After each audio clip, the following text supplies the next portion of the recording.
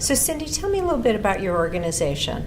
Judson Services operates in Greater Cleveland community in Northeast Ohio. We have 3 planned life communities. We also have a at-home program for people that want to have the wraparound community experience but stay in their homes. So we have a 110-year history, long time in service. That's great. Tell me about your board. The board is 19 members that come from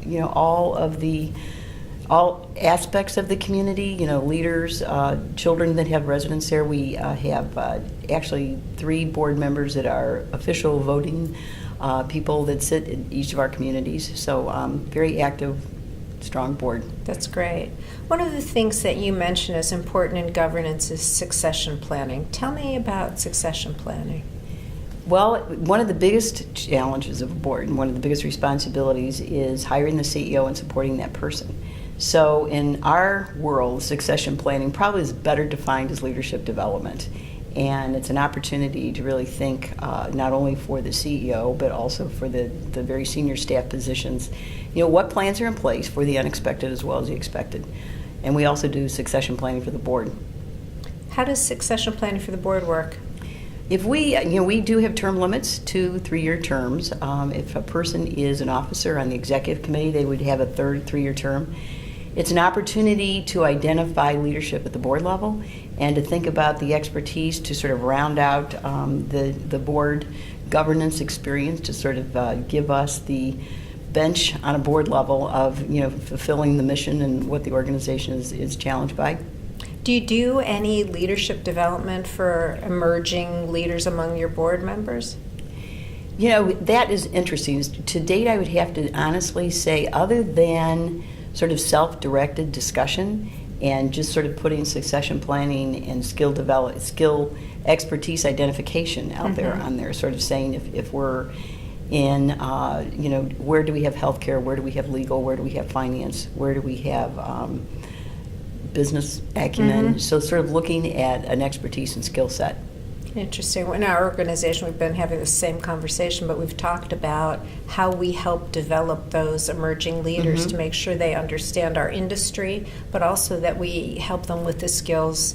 As we well know, some people can run a board meeting and some people have no idea how that process works. So it's just an area that we've been poking around.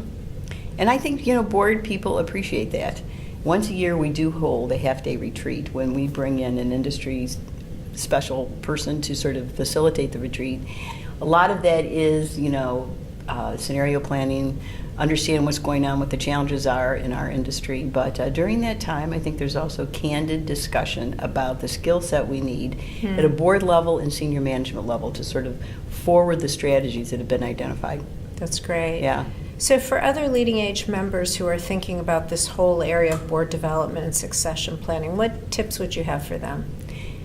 Put it out there on the agenda. Keep it in the forefront of the conversation.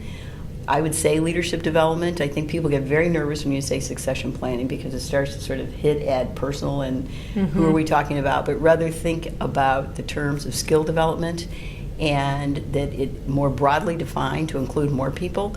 And it's an opportunity for people to grow and learn. That's great. Thank you. Both staying in their same position as well as being ready to take, whether it's a leadership committee officer role at a board level, whether it is somebody making internal opportunity at a senior management level.